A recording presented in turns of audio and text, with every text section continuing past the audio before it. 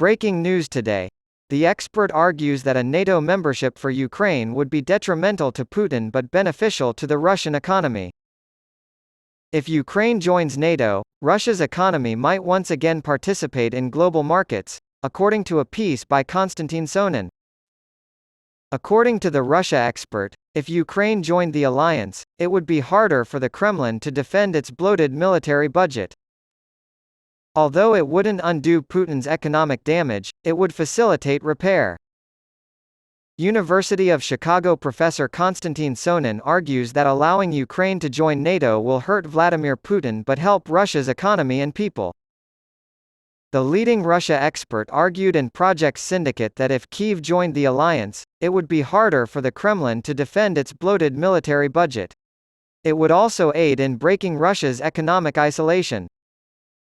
It would be awful for Russian President Vladimir Putin and his friends, but it could have major benefits for Russian civilians if Ukraine joined NATO, he said. NATO leaders have publicly supported Ukraine's membership this month, but they have yet to extend an invitation to Kyiv. Prior to Putin's invasion of Ukraine, Russian presidents had a history of using threats from abroad as a means of gaining power. According to Konstantin, the demise of the Soviet Union in 1991 was hastened in part because of the country's rhetoric, which favored high military spending over economic welfare. He said that even before the war, decades of preparing for warfare cost the nation billions of dollars, and that by keeping Ukraine outside of NATO, Putin could still justify preferring military expenditures. According to Konstantin, lost output from 2009 to 2022 amounts to 10% to 15% of GDP since Putin isolated Russia from global financial markets, causing economic stagnation. Russia's economy has shifted toward backwards import substitution as a result of the war in Ukraine, and skilled professionals have fled the country in droves. Because of Western sanctions, Russia has been largely cut off from international financial markets and major export destinations. He emphasized that integrating Ukraine into NATO would not reverse the damage Putin has done to the Russian economy.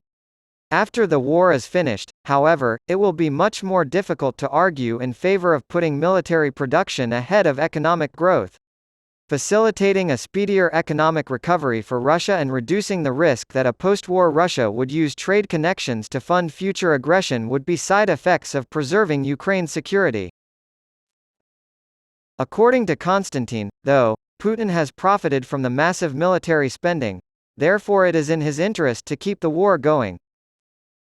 More and more of the surge in military spending has been deemed a state secret, making it harder to monitor.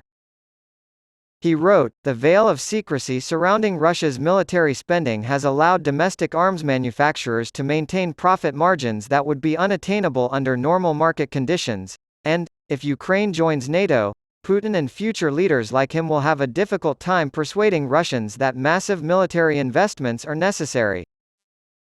Ukraine's membership in NATO may shield Russians from future policies that prioritize militarism above economic success, although Konstantin admitted that it would take time to observe the economic benefits.